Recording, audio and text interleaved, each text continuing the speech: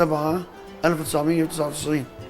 فطبعا الظروف اللي صارت والاوضاع السياسيه في 28/9 صارت الانتفاضه عن بيت ايل وقبر يوسف في غزه وهين وهين. فالظروف اللي صارت سياسيا سكرت الطرق كليتها، فجمد المشروع لغايه الان.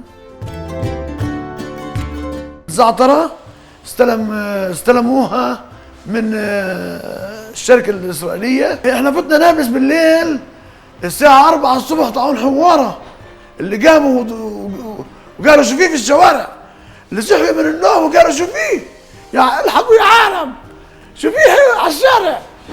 كان هذا يوم تاريخي. برضه تنساش انه الشعب الفلسطيني ما فيش مطارات وما فيش طيران عندهم. يعني اتفرج لما شافوا طياره ومدرجات يعني زي مطار العادي وشيء زي ما بشوفوا على التلفزيون، لاقوا عندهم في فلسطين هذا الحكي. فكانت حدث بالنسبه لهم، حدث كبير. بدنا نعمل مطعم وكوفي شوب، يعني اشي مرتب، بس حاليا بالوضع الحالي ما راح نلحق قبل العيد. بدنا نعمل اشي زي وجبات سريعه، اراجيل،